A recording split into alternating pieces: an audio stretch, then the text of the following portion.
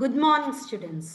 ഇന്ന് നമ്മൾ കാണാൻ പോകുന്നത് +2 ഫിസിക്സിലെ ഫോക്കസ് ഏരിയയിൽ വരുന്ന 10 ഷുവർ ക്വസ്റ്റ്യൻസ് മാത്രമല്ല അതിൻ്റെ ഒപ്പം ആൻസേഴ്സ് ഉണ്ടാവും. ഇനി എക്സാമിന് വളരെ കുറച്ച് ദിവസങ്ങളേ ഉള്ളൂ. അപ്പോൾ ഈ ഷുവർ ക്വസ്റ്റ്യൻസ് പഠിച്ചു കഴിഞ്ഞാൽ എന്തായാലും നിങ്ങൾക്ക് വളരെ നല്ല മാർക്ക് കിട്ടി തന്നെ ഇനി വരുന്ന ഇംപ്രൂവ്മെന്റ് എക്സാമിന് പാസ്സാവാൻ പറ്റും. അപ്പൊ നമുക്ക് നേരെ തന്നെ ക്വസ്റ്റ്യൻസിലേക്ക് കടക്കാം. First question, state Huygens principle. And the answer on the Huygens principle states that every point on a wavefront is the source of spherical wavelets. The sum of these spherical wavelets forms the wavefront. അതിന്റെ കൂടെ ഈ ചിത്രം കൂടി വരയ്ക്കുക. ഇവിടെ നിങ്ങൾക്ക് കാണാം ഓരോ പോയിന്റുകൾ. ഇതെന്താണെന്നൊന്ന് മലയാളത്തിലും കൂടി പറയാം. ഹൈജൻസ് പ്രിൻസിപ്പിൾ എന്താണ് പറയുന്നത്? Every point on the wavefront. ഇതൊരു wavefront ആണെങ്കിൽ അതിലുള്ള ഓരോ പോയിന്റുകളും സോഴ്സ് ഓഫ് സ്പെരിക്കൽ വേവ്ലെറ്റ്സ്, അതായത് സ്പെരിക്കൽ വേവ്ലെറ്റ്സ് പുറത്തേക്ക് വിടുന്നു. The sum of these spherical wavelets forms the wavefront. കണ്ടോ, ഇതിനെല്ലാം കൂടി കൂട്ടിക്കഴിഞ്ഞാൽ പുതിയ wavefront കിട്ടും. അതാണ് നമ്മുടെ ഒരു ക്വസ്റ്റ്യൻ. ഇതിന് 2 മാർക്ക് വരെ പ്രതീക്ഷിക്കാം. ഇനി അടുത്ത ക്വസ്റ്റ്യൻ നോക്കാം. Prove the law of refraction of light using Huygens principle. ഇനി കുറെ എഴുതാനൊക്കെ ബുദ്ധിമുട്ടുള്ളവരാണെങ്കിൽ ഈ ചിത്രം നല്ല വൃത്തിയായിട്ട് വരച്ചു വെക്കുക, ഈ സ്റ്റെപ്സ് എഴുതുക. അപ്പൊ ലോ ഓഫ് റിഫ്രാക്ഷൻ എന്ന് പറഞ്ഞാൽ എന്താണ്? sin I by sin R equal to a constant. അതാണ് ലോ ഓഫ് റിഫ്രാക്ഷൻ. അപ്പൊ ഇതാ ഇവിടെ കണ്ടോ, ഒരു വേവ്, 2 മീഡിയം ഉണ്ട്, മീഡിയം 1, മീഡിയം 2. A1 മുതൽ A വരെ ഒരു വേവ് ഇൻസിഡന്റ് ആണ്. വേറൊരു വേവ് BC, ഈ 2 വേവും ഇൻസിഡന്റ് ആണ്. അത് മറ്റൊരു മീഡിയത്തിലേക്ക് കടക്കുന്നു. അപ്പൊ ഇവിടെ കാണുന്നതാണ് റിഫ്രാക്റ്റഡ് റേ. അപ്പൊ ഇൻസിഡന്റ് ആംഗിൾ ആയി മാർക്ക് ചെയ്യാൻ മറക്കരുത്, റിഫ്രാക്റ്റഡ് ആംഗിൾ R. അപ്പൊ നമ്മൾ ഇങ്ങനെ ട്രയാങ്കിൾ വരച്ചു കഴിഞ്ഞാൽ ഇവിടെ ഒരു പെർപെൻഡിക്കുലർ ലൈൻ ആണ് വരയ്ക്കുന്നത്. അപ്പൊ നിങ്ങൾക്ക് ഇങ്ങനെ ഒരു ട്രയാങ്കിൾ കിട്ടും. അതേപോലെ ഇവിടെ ഒരു പെർപെൻഡിക്കുലർ ലൈൻ വരച്ചു കഴിഞ്ഞാൽ ഇവിടെ ഇങ്ങനെ ഒരു ട്രയാങ്കിൾ കിട്ടും. ഈ ആംഗിളും I തന്നെ ആയിരിക്കും, ഈ ആംഗിൾ R ആയിരിക്കും. ഇനി മീഡിയം 2ലുള്ള വെലോസിറ്റി V2, മീഡിയം 1ലുള്ള വെലോസിറ്റി V1 ആണെന്ന് വിചാരിക്കുക. അപ്പോ ഈ മീഡിയം 1ൽ സഞ്ചരിച്ച ദൂരം V1t-യും മീഡിയം 2ൽ സഞ്ചരിച്ച ദൂരം V2t-യും ആണ്. അത് മാർക്ക് ചെയ്യാൻ മറക്കരുത്. ഇനി sin I എന്ന് പറഞ്ഞാല് ഈ ട്രയാങ്കിൾ നോക്കുക. sin I എന്ന് പറഞ്ഞാൽ ഓപ്പോസിറ്റ് സൈഡ് ബൈ ഹൈപ്പോട്ന്യൂസ്. അപ്പൊ ഇതാണ്. അപ്പൊ BC by AC sin I. BC എന്ന് പറഞ്ഞാൽ എന്താണ്? V1t. AC എന്നുള്ളത് അങ്ങനെ തന്നെ എഴുതി. ഇനി അടുത്ത ട്രയാങ്കിൾ നോക്കുക, ട്രയാങ്കിൾ AEC. ഇവിടെ sin R എന്ന് പറഞ്ഞാല് AE by AC. AE എന്താണ്? V2t. V2t by AC. അപ്പൊ AC രണ്ടും ഒന്ന് തന്നെയല്ലേ? ഇനി sin I by sin R കാണുമ്പോ V1t by AC divided by V2t by AC. AC വെട്ടിപ്പോവും, TT വെട്ടിപ്പോവും. ബാക്കി നമുക്ക് എന്താണ്? V1 by V2. അത് 2 മീഡിയത്തിന്റെയും വെലോസിറ്റി അല്ലേ? അപ്പൊ അതൊരു കോൺസ്റ്റന്റ് ആയിരിക്കും. അപ്പോ 5 മാർക്ക് വരെ കിട്ടാൻ സാധ്യതയുണ്ട്. നിങ്ങൾ ഈ ഫിഗർ വരയ്ക്കുക, മറക്കാതെ വരയ്ക്കുക, ഈ സ്റ്റെപ്സും എഴുതുക. ഇനി അടുത്ത ചോദ്യം നോക്കാം. State and explain Einstein's photo electric equation. ഇതിന് 3 മാർക്ക് വരെ നിങ്ങൾക്ക് പ്രതീക്ഷിക്കാം. Einstein explained the photoelectric effect based on Planck's quantum theory, according to which light radiation travels in the form of discrete photons. The energy of each photon is h nu. ഇത് V അല്ലാട്ടോ, nu എന്ന ചിഹ്നമാണ്. Where h is Planck's constant and nu is the frequency of light. ഇനി ഒരു equation കൂടി പറയാം. Energy of the incident photon is equal to maximum kinetic energy of photon plus work function. Appa energy of incident photon Planck's equation which h nu ആണ് equal to maximum kinetic energy എന്ന് പറഞ്ഞാൽ half m v max square plus work function w0. അപ്പൊ kinetic energy maximum എന്ന് പറഞ്ഞാൽ half m v max square, that is equal to ഈ h nu ന് w0 മറ്റേ സൈഡിലേക്ക് ഇട്ടാൽ എന്താവും മൈനസ് w0. അപ്പൊ ഇതാണ് ഐൻസ്റ്റീന്റെ ഫോട്ടോ ഇലക്ട്രിക് ഇക്വേഷൻ. അപ്പൊ ഒന്ന് മലയാളത്തിൽ പറഞ്ഞാലോ, Einstein explain photo electric effect based on Planck's quantum theory. എന്താ Planck's quantum theory? Planck's quantum theory എന്ന് പറഞ്ഞാല് ലൈറ്റ് എപ്പോഴും സഞ്ചരിക്കുന്നത് ഡിസ്ക്രീറ്റ് ഫോട്ടോൺസ് ആണ്, കണ്ടിന്യൂസ് വേവ് ആയിട്ടല്ല. പകരം ഓരോ ഫോട്ടോണുകളുടെ ഒരു കൂട്ടം ആയിട്ടാണ് സഞ്ചരിക്കുന്നത്. ഇനി ഓരോ ഫോട്ടോണിനും ഉണ്ടാവുന്ന എനർജി എച്ച് ന്യൂ ആണ്. ഇവിടെ എച്ച് എന്ന് പറയുന്നത് പ്ലാങ്ക്സ് കോൺസ്റ്റന്റും ന്യൂ എന്ന് പറയുന്നത് ലൈറ്റിന്റെ ഫ്രീക്വൻസിയുമാണ്. അപ്പൊ ഈ ഒരു ഐഡിയ വെച്ചിട്ടാണ് ഐൻസ്റ്റീൻ ഈ ഇക്വേഷൻ ഉണ്ടാക്കുന്നത്. ഐൻസ്റ്റീൻ പറഞ്ഞത് എന്താണ്? ഒരു ഫോട്ടോൺ വന്നെടുക്കുമ്പോൾ അതിന്റെ എനർജിയുടെ ഒരു ഭാഗം അതിന്റെ കൈനറ്റിക് എനർജി ഓഫ് ദ ഫോട്ടോണും മറ്റൊരു ഭാഗം ആ എവിടെയാണോ വന്ന് ഇടിക്കുന്നത്. ഫോട്ടോ ഇലക്ട്രിക് ഇഫക്റ്റ് എന്ന് പറഞ്ഞാൽ എന്താ? ആ ലൈറ്റ് വന്നിടിക്കുമ്പോൾ അതിനൊരു ഇലക്ട്രോൺ തെറിച്ചു പോവും. ആ ഇലക്ട്രോൺ തെറിച്ചു പോവാൻ എത്രയാണോ എനർജി ആവശ്യമുള്ളത് അതാണ് വർക്ക് ഫങ്ഷൻ.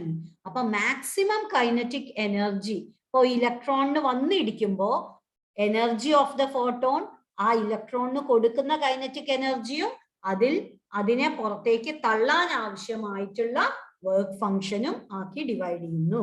അപ്പൊ ഇതാണ് ഇക്വേഷൻ. അപ്പൊ നിങ്ങൾ ഇത് എഴുതി വെക്കുക, നിങ്ങൾക്ക് 3 മാർക്ക് വരെ കിട്ടാനുള്ള സാധ്യതയുണ്ട്. ഇനി അടുത്തത് എക്സ്പ്ലെയിൻ ബോർ ആറ്റം മോഡൽ. അപ്പോ ഈ ബോർ ആറ്റം മോഡൽ എക്സ്പ്ലെയിൻ ചെയ്യുമ്പോൾ നമ്മൾ ആദ്യം കൊടുക്കേണ്ടത് എന്താണ്? ബോറിന്റെ 3 പോസ്റ്റുലേറ്റ്സ് ആണ്. അതെന്തൊക്കെയാണെന്ന് നോക്കാം. First postulate: atoms have some specific stable energy states where electrons could orbit around the nucleus without emitting radiation. അതായത് ആറ്റത്തിന്റെ ഉള്ളില് ഇലക്ട്രോണുകൾക്ക് ചില ഓർബിറ്റുകളിലൂടെ സഞ്ചരിക്കുമ്പോൾ അവ റേഡിയേഷൻ പുറത്തുവിടേണ്ട ആവശ്യമില്ല. അതാണ് ഫസ്റ്റ് പോസ്റ്റുലേറ്റ്. സെക്കൻഡ് പോസ്റ്റുലേറ്റ് എന്താണ്? Orbiting of electrons occurs only in the orbits where electrons' angular momentum L is equal to the integral multiple of h by 2 pi. രണ്ടാമത്തെ postulate എന്താ പറയുന്നത്? അങ്ങനെ ഇലക്ട്രോണുകൾ വട്ടത്തിൽ ഓർബിറ്റിൽ ഇങ്ങനെ കറങ്ങിക്കൊണ്ടിരിക്കുമ്പോൾ അവയുടെ ആംഗുലർ മൊമെന്റം എന്ന് പറയുന്നത് h by 2 പൈന്റെ മൾട്ടിപ്പിൾസ് ആയിരിക്കും. അതാണ് രണ്ടാമത്തെ പോസ്റ്റുലേറ്റ്. ഇനി മൂന്നാമത്തെ പോസ്റ്റുലേറ്റ് എന്താണ്? Electron while jumping from higher energy state to lower energy state emit a photon of energy equal to the energy difference between the two energy states, and its frequency is given by h nu is equal to ei minus ef. ഇവിടെ ei എന്ന് പറഞ്ഞാൽ initial energy ആണ്, EF എന്ന് പറഞ്ഞാൽ final എനർജിയാണ്. ഇതെന്താ പറയുന്നത്? Electron ഇതാ ഒരു ഓർബിറ്റിൽ നിന്ന് മറ്റേ ഓർബിറ്റിലേക്ക്, അതായത് ഒരു എനർജി ലെവലിന് മറ്റേ എനർജി ലെവലിലേക്ക്, ഹയർ എനർജിയിൽ നിന്നും ലോവർ എനർജിയിലേക്ക് ചാടുമ്പോൾ അവ എന്തിനെ എമിറ്റ് ചെയ്യുന്നു? ഒരു ഫോട്ടോണിനെ എമിറ്റ് ചെയ്യുന്നു. ആ എമിറ്റ് ചെയ്യപ്പെടുന്ന ഫോട്ടോണിന്റെ എനർജി, അതായത് എച്ച് ന്യൂ, ഇവ തമ്മിലുള്ള എനർജി സ്റ്റേറ്റുകളിലെ വ്യത്യാസമാണ്. അതായത് ഇനീഷ്യൽ സ്റ്റേജ് എന്ന് പറഞ്ഞാൽ ഹയർ അല്ലേ? അപ്പൊ ഹയർ എനർജി, ഇവിടെയുള്ള എനർജി എച്ച് ഐ മൈനസ് ഇവിടെയുള്ള energy H F, E I and E F. അപ്പോ ഇ ഐ എന്ന് പറഞ്ഞാല് എനർജി ഇവിടെ ഉള്ളത് ഇനീഷ്യൽ സ്റ്റേറ്റ് ഹയർ എനർജി ഉള്ളത്. ഇ എഫ് എന്ന് പറഞ്ഞാൽ എന്താണ്? ലോവർ എനർജി ഇവിടെയുള്ള എനർജി. അപ്പൊ EI മൈനസ് EF.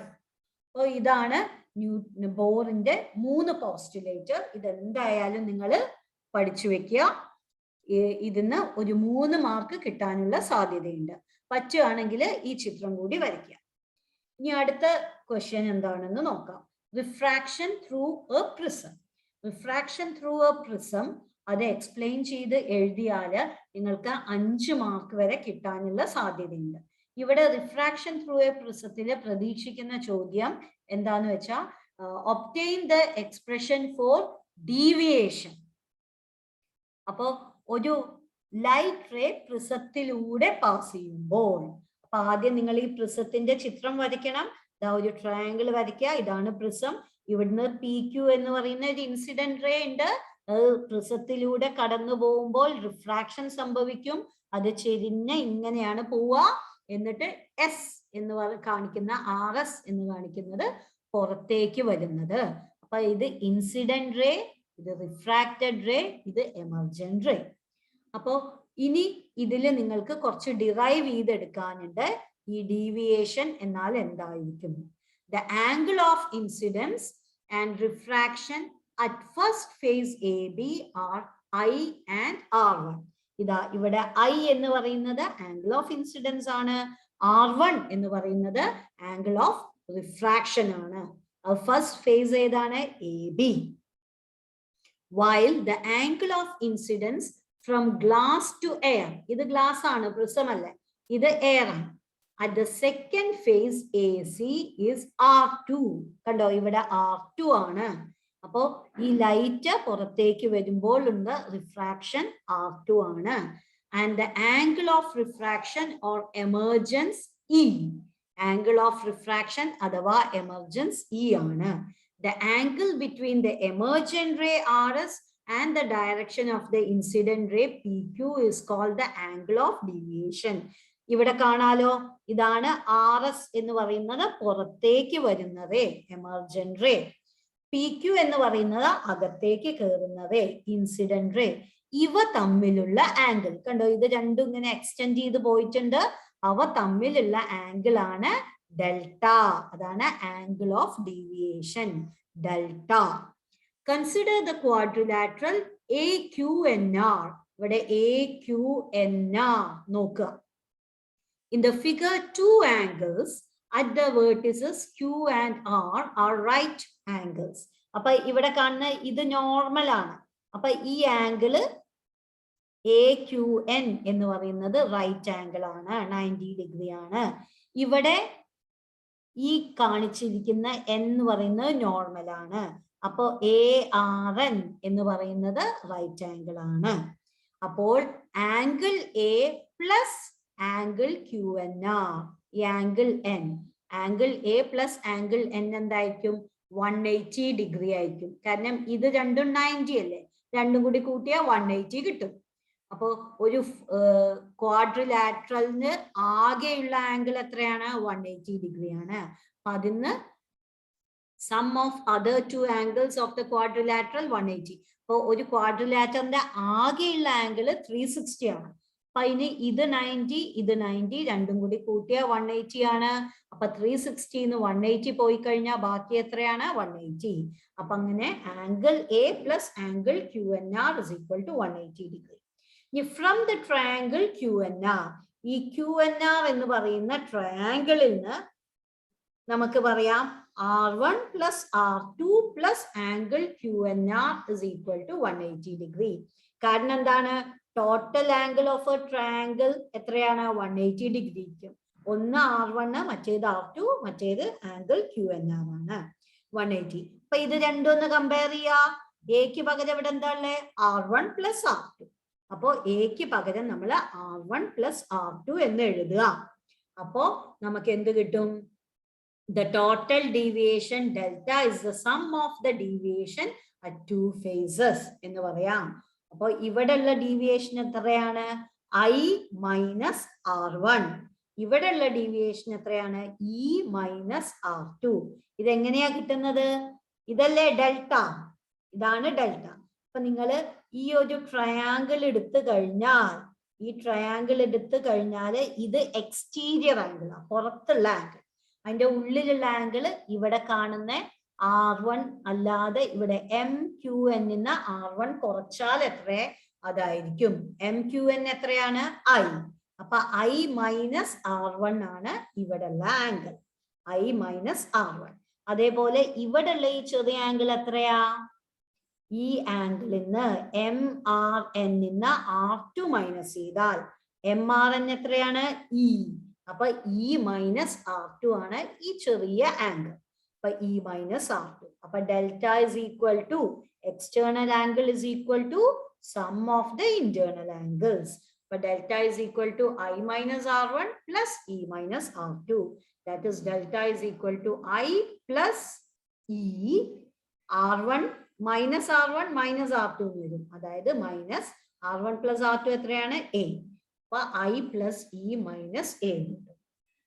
അപ്പൊ മറക്കാതെ ഈ ഫിഗർ നന്നായിട്ട് വരയ്ക്കുക, ഇത് എഴുതുക, ഈ ഇക്വേഷൻസ് എഴുതുക. ഈ രണ്ട് ഇക്വേഷൻസും ഇമ്പോർട്ടന്റ് ആണ്. അപ്പൊ അതൊരു ടേബിളിൽ ഇട്ട് വെക്കുക. നിങ്ങൾക്ക് റിഫ്രാക്ഷൻ ത്രൂ എ പ്രിസത്തിനെ കുറിച്ച് ചോദ്യം ചോദിച്ചാൽ ഇത്രയും എഴുതി കഴിഞ്ഞാൽ 5 മാർക്ക് വരെ കിട്ടാനുള്ള സാധ്യതയും. ഇനി അടുത്ത ക്വസ്റ്റ്യൻ നോക്കാം. Explain the working of A half wave rectifier. ഇതിനും നിങ്ങൾക്ക് 5 മാർക്ക് വരെ പ്രതീക്ഷിക്കാം. അപ്പൊ ആദ്യം തന്നെ റെക്ടിഫയർ എന്താണെന്ന് പറയാം.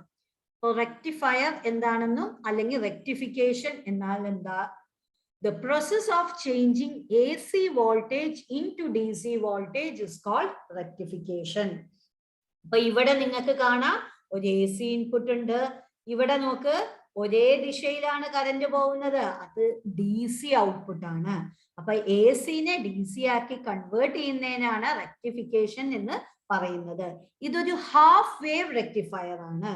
അപ്പൊ മറക്കാതെ ഈ ഫിഗർ വരയ്ക്കണം. ഫിഗറിൽ എന്തൊക്കെയാ ഉള്ളത്? ഒരു പ്രൈമറി സെക്കൻഡറി കാണുന്നുണ്ട്. ഇതെന്താണ്? ട്രാൻസ്ഫോമർ ആണ്. T എന്ന് പറയുന്നത് ട്രാൻസ്ഫോമർ ആണ്. ഇവിടെ D എന്ന് മാർക്ക് ചെയ്തിരിക്കുന്നത് എന്താണ്? ഡയോഡ് ആണ്. I എന്ന ഒരു കറന്റ് ഇതിലൂടെ പോകുന്നുണ്ട്. RL എന്ന് പറയുന്നത് ഒരു ലോഡ് റെസിസ്റ്റൻസ് ആണ്. അപ്പോ നമ്മൾക്ക് ഹാഫ് വേവ് റെക്ടിഫയർ അതെന്താണെന്ന് നോക്കാം. ഈ half wave rectifier is A type of rectifier that only allows 1/2 cycle of an AC voltage waveform to pass.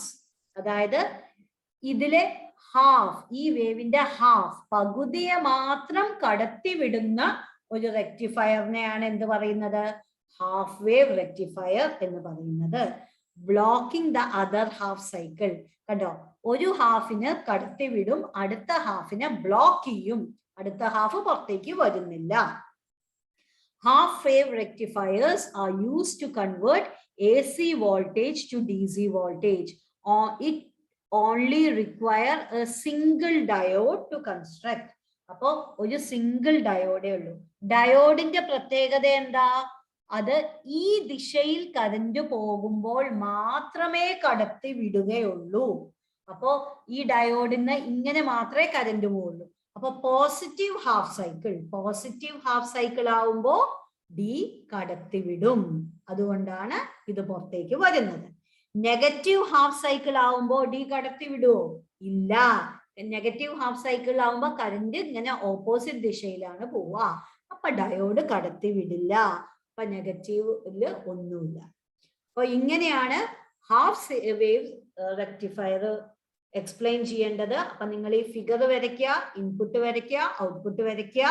എന്താണ് ഹാഫ് വേവ് റെക്ടിഫയർ എന്ന് പറയാ, ഇതിലുള്ള ഓരോ ഭാഗവും എന്താണെന്ന് പറയാ. ഇത്രയും ചെയ്താൽ നിങ്ങൾക്ക് 5 മാർക്ക് കിട്ടാനുള്ള സാധ്യതയുണ്ട്. ഇനി അടുത്ത ക്വസ്റ്റ്യൻ നോക്കാം.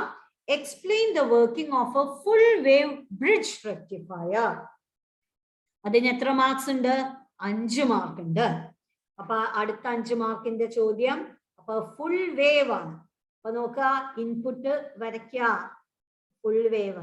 ഇങ്ങോട്ട് നോക്കുക, ഔട്ട്പുട്ട് ആണിത്. ഔട്ട്പുട്ടില് ഇതുണ്ടോ, പോസിറ്റീവ് ഹാഫ് സൈക്കിൾ മാത്രമല്ല നെഗറ്റീവും കൂടി ഇതാ മുകളിലേക്ക് തന്നെ ആക്കി, ഒരേ ഡയറക്ഷനിൽ തന്നെ ആക്കി. അപ്പൊ ഈ വേവിനെ മുഴുവനെ കടത്തിവിടും, എല്ലാം ഒരേ ദിശയിലാക്കിയിട്ട്. അപ്പൊ ഈ ഇൻപുട്ട് വേവും ഔട്ട്പുട്ട് വേവും വരയ്ക്കാൻ മറക്കരുത്. മാത്രല്ല ഈ ഫിഗറും നിങ്ങൾ വരയ്ക്കണം. അപ്പൊ ഇതിൽ എന്തൊക്കെയാണുള്ളത്? ട്രാൻസ്ഫോമർ ഉണ്ട്, ഇതാ പിന്നെ ഡയോഡ് എത്ര എണ്ണം ഉണ്ട്? 4 ഡയോഡ് ഉണ്ട് കേട്ടോ. അപ്പൊ ഇതിന്റെ ഡയറക്ഷൻ ഒന്നും മാറാൻ പാടില്ല. D1 ഇങ്ങനെ വരണം, RL ലോഡ് റെസിസ്റ്റൻസ്, D3 ഇങ്ങനെ വരണം. അതേപോലെ തന്നെ പോസിറ്റീവ് ഹാഫ് സൈക്കിളിൽ വരുമ്പോ D1ലൂടെ പോയി RLലൂടെ വന്ന് D3ലൂടെ പോയിട്ട് ഇങ്ങനെ കംപ്ലീറ്റ് ചെയ്യും. നെഗറ്റീവ് ഹാഫ് സൈക്കിൾ എന്ന് പറഞ്ഞാൽ വിപരീത ദിശയില, B എന്നാണ് തുടങ്ങുന്നത്. B ഇങ്ങനെ വന്ന് D2ലൂടെ പോയി RLലൂടെ പോയി D4ലൂടെ പോവും. അപ്പൊ ഈ ഡയോഡിന്റെ ഒന്നും ദിശ മാറരുത്, ഇതുപോലെ തന്നെ വച്ചു വയ്ക്കാം. ഇനി എന്താ എഴുതേണ്ടത്? To rectify both half cycles of the AC, 4 diodes connected in a bridge configuration is used. This is called full wave bridge rectifier. ഇതാണ് ഒരു full wave bridge rectifier. The secondary winding of the transformer is connected to one side of the diode bridge network and the load to the other side. അപ്പൊ secondary of A transformer, ഇതാണ് ഒരു transformer, ഇതാണ് അതിന്റെ secondary. അത് ഇങ്ങനെ ബ്രിഡ്ജിന്റെ ഷേപ്പിൽ connect ചെയ്ത ഡയോഡുകളിലേക്കാണ് connect ചെയ്തിരിക്കുന്നത്. ഈ ബ്രിഡ്ജിന്റെ മറ്റേ അറ്റത്ത് ഒരു ലോഡ് റെസിസ്റ്റൻസും കണക്ട് ചെയ്തിട്ടുണ്ട്. അതിലൂടെയാണ് നമ്മൾ ഔട്ട്പുട്ട് വോൾട്ടേജ് എടുക്കുന്നത്. ഇവിടെ സെക്കൻഡറിയിലാണ് ഇൻപുട്ട് വോൾട്ടേജ് കൊടുക്കുന്നത്. അതെല്ലാം ഈ ഫിഗർ അങ്ങോട്ട് വരച്ചാൽ അത് ക്ലിയർ ആണ്, അത് പ്രത്യേകിച്ച് പറയേണ്ട കാര്യമൊന്നുമില്ല. During positive half cycle, D1 and D3 are forward biased, and during negative half cycle, D2 and D4 are forward biased. Forward bias എന്ന് പറഞ്ഞാൽ കറന്റ് പോകുന്ന ദിശയിൽ കണ്ടോ, ആരോ മാർക്ക് ഇങ്ങനെയാണ്.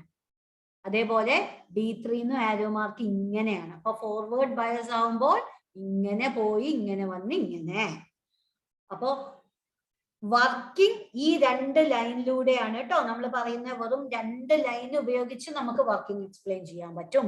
During both half cycle current flows in the same direction through the load resistance. കണ്ടോ, ഇങ്ങനെ പോയി ഇങ്ങനെ വരുമ്പോ എങ്ങോട്ടാ പോകുന്നേ? M-ന്ന് L-ലേക്ക്. ഇനി നെഗറ്റീവ് ഹാഫ് സൈക്കിളിൽ ഏതിലൂടെയൊക്കെ പോകുന്നേ? D2ലൂടെയും D4ലൂടെയും. അപ്പോഴും M-ന്ന് L-ലേക്ക്. രണ്ടും ഒരേ ഡയറക്ഷനിലല്ലേ പോകുന്നത്.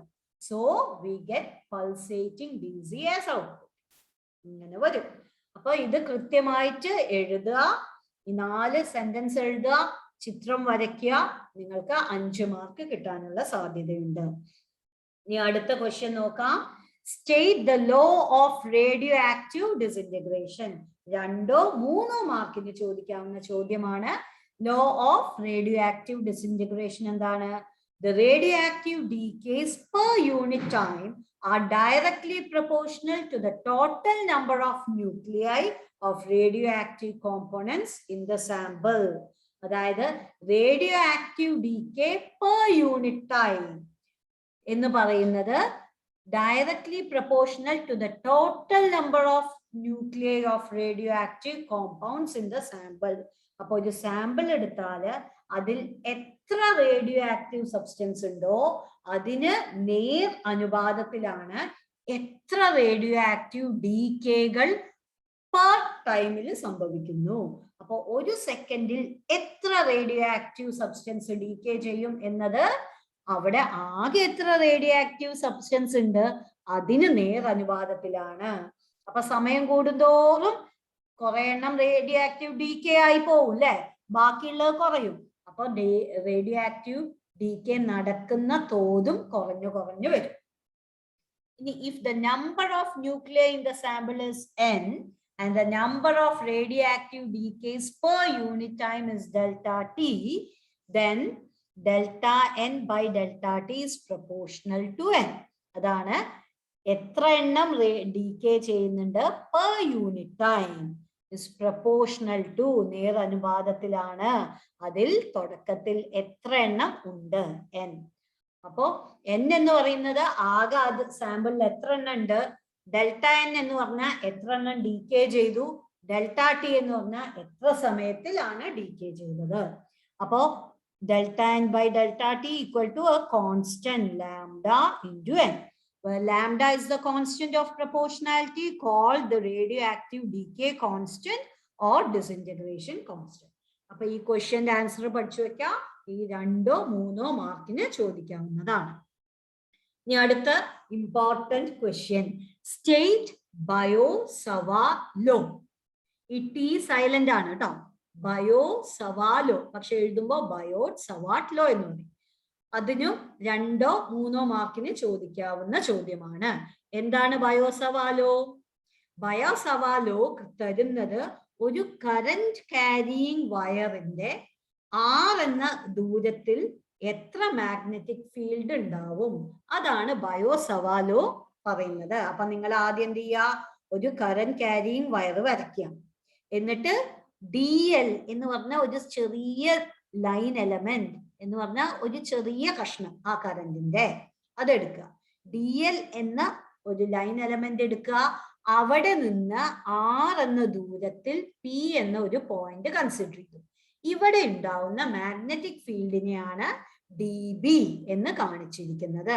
അപ്പൊ ദാ കറന്റ് എലമെന്റ് DL വരയ്ക്കുക, ഒരു പോയിന്റ് P എന്ന് വരയ്ക്കുക, അതിനെ DB എന്ന് അവിടെ എഴുതുക. DBന്റെ ദിശ എന്താ? ഈ ക്രോസ് എന്ന് ഇട്ടാൽ അതിന്റെ അർത്ഥം അകത്തേക്കാണ്.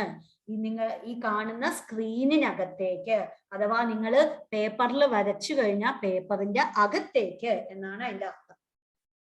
ഇനി തീറ്റ എന്ന് പറഞ്ഞാൽ എന്താ? ഈ ലൈൻ എലമെന്റും ഈ R എന്ന ദൂരവും തമ്മിലുള്ള ആംഗിൾ ആണ് തീറ്റ. ഇനി നമുക്ക് ബയോ-സവാ ലോ എങ്ങനെയാണ് എഴുതുക, എങ്ങനെയാണ് സ്റ്റേറ്റ് ചെയ്യുക എന്ന് പറയാം. അക്കോർഡിംഗ് ടു ബയോ-സവാ law, the magnitude of magnetic field dB is proportional to the current I, the line element DL, and inversely proportional to the square of the distance R. Its direction is perpendicular to the plane containing DL and R.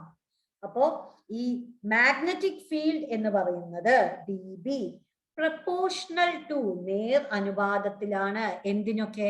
Current I. Current I DL എന്ന് പറഞ്ഞാൽ എന്താണ്? Length of the element. നമ്മളൊരു ചെറിയ കഷ്ണയെ consider ചെയ്യുന്നുള്ളൂ കേട്ടോ. ഇതൊരു നീണ്ട വയറാണ്, അതിന്റെ ചെറിയൊരു ഭാഗം DL എന്ന ലെങ്ത്തെ കൺസിഡർ ചെയ്യുന്നുള്ളൂ. ക്രോസ് R എന്ന് പറഞ്ഞാൽ എന്താണ്? ഈ DL നിന്ന് R-ലേക്കുള്ള ദൂരം. ഇത് ക്രോസ് ആണ്, കാരണം നമ്മള് DB എന്ന് പറയുന്ന ഒരു വെക്ടർ ആണ്, DL എന്ന് പറയുന്നത് മറ്റൊരു വെക്ടർ ആണ്, R എന്ന് പറയുന്ന ഒരു വെക്ടർ ആണ്. അതിന്റെ ക്രോസ് പ്രൊഡക്റ്റ് ആണ് എടുത്തിരിക്കുന്നത്. ഇത് വെക്ടർ ഇക്വേഷൻ ആണ്. Divided by R3. കണ്ടോ, ഇവിടെ proportional to square of the distance എന്നാ പറഞ്ഞത്, പക്ഷെ R³ എന്നാണ് എഴുതിയത്. എന്തുകൊണ്ടാ? മുകളിൽ ഒരു R ഉണ്ടല്ലോ, അപ്പൊ ഒരു R വെട്ടിക്കഴിഞ്ഞാൽ ഇത് R² ആവില്ലേ? അതുകൊണ്ടാണ് വെക്ടർ ഇക്വേഷൻ എഴുതുമ്പോൾ R³ എന്ന് എഴുതുന്നത്. അപ്പൊ അത് കുഴപ്പമില്ല. അപ്പൊ ഈക്വൽ ടു, പ്രപ്പോർഷണൽ എന്ന് പറഞ്ഞാൽ ഉടൻ നമുക്ക് എന്ത് എഴുതാം? Equal to a constant into IDL cross R by R³. ഈ കോൺസ്റ്റന്റ് എന്താണ്? μ0/4π. μ0 എന്ന് പറഞ്ഞാൽ എന്താ? Permeability of free space, magnetic permeability of free space ആണ്. അപ്പോ വാട്ട് ഈസ് ബയോ-സവാ ലോ എന്ന് വെച്ചാൽ ഈ ലോ എഴുതുക, ഈ ഇക്വേഷൻ എഴുതുക, ഈ ചിത്രം വരയ്ക്കുക. അപ്പോ 2 അല്ലെങ്കിൽ 3 മാർക്ക് കിട്ടാനുള്ള സാധ്യതയുണ്ട്. ഇനി അടുത്ത ചോദ്യം നോക്കാം. Derive the expression for magnetic field at the center of a circular current loop. അപ്പൊ ഇവിടെ കണ്ടോ, magnetic field due to a current carrying circular loop at its centre. ഈ ചിത്രം വരയ്ക്കുക, ഒരു 3 ഇക്വേഷൻ എഴുതിയാൽ നിങ്ങൾക്ക് 3 മാർക്ക് കിട്ടും. ചിലപ്പോൾ ഇത് 5 മാർക്കിനും ചോദിച്ചേക്കാം. അപ്പൊ 5 മാർക്കിനൊക്കെ ചോദിച്ചാൽ നിങ്ങൾ ഒരു കേസും കൂടി എഴുതിക്കും കേട്ടോ. Magnetic field due to multiple loops at its centre എന്നുകൂടി. അപ്പൊ ഇതെന്താന്ന് നോക്കാം. ഇവിടെ I എന്ന കറന്റ് ഫ്ലോ ചെയ്യുന്ന ഒരു സർക്കുലർ ലൂപ്പാണ്, വട്ടത്തിലുള്ള ഒരു ലൂപ്പാണ് ഉള്ളത്. I എന്ന കറന്റ് ആണ് ഇതിലൂടെ ഒഴുകുന്നത്. എങ്കിൽ ഇതിന്റെ നടുവിൽ ഉണ്ടാവുന്ന മാഗ്നറ്റിക് ഫീൽഡ് എത്രയാണ്? അതാണ് ചോദ്യം. അപ്പൊ magnetic field DB is equal to, നമ്മൾ ബയോ-സവാ ലോ ഇപ്പൊ കണ്ടല്ലേ ഉള്ളൂ, μ0/4π IDL ക്രോസ് R എന്നാ ഞാൻ പറഞ്ഞേ അല്ലെ. ക്രോസ് എന്ന് പറഞ്ഞാൽ എന്താ അർത്ഥം? Sine theta. അപ്പോ IDL സൈൻ 90. എന്തുകൊണ്ടാ തീറ്റ 90 ഡിഗ്രി ആയിരുന്നത്? റേഡിയസും ഈ കറന്റ് ലൂപ്പും എലമെന്റും തമ്മിലുള്ള ആംഗിൾ എത്ര ആയിരിക്കും? 90 ഡിഗ്രി. റേഡിയസ് എന്ന് പറയുന്നത് ഈ ലൂപ്പിന്, ഈ കറന്റ് ലൂപ്പിന് എപ്പോഴും പെർപെൻഡിക്കുലർ ആയിരിക്കും അല്ലെ? അപ്പൊ ആംഗിൾ 90 ഡിഗ്രി ആണ് DL ഉം R ഉം തമ്മിലുള്ള ആംഗിൾ. അപ്പൊ IDL sin 90/r². ഇനി നമ്മൾ എന്താ ചെയ്യുന്നത്? ഇത് സ്മോൾ എലമെന്റ് DL കൊണ്ടുള്ള മാഗ്നറ്റിക് ഫീൽഡ് അല്ലേ? ഇനി ഇതിന് നമ്മൾ ഈ ഫുൾ സർക്കിള് കാരണം എത്രയാണെന്ന് കാണും. അപ്പൊ അതിനെന്ത് ചെയ്യണം? അത് ഇന്റഗ്രേറ്റ് ചെയ്യണം. അപ്പൊ μ0/4π I എന്ന് പറയുന്നതും r² എന്ന് പറയുന്നതും നമുക്ക് ഇന്റഗ്രേഷന് പുറത്തേക്ക് എടുക്കാം. കാരണം അത് കറന്റിന്റെ ലെങ്തിനെ ഡിപ്പെൻഡ് ചെയ്യുന്നില്ല. ഇനി ഇന്റഗ്രൽ 0 to 2πr dl. എന്തുകൊണ്ടാ 2πr എന്ന് കൊടുത്തത്?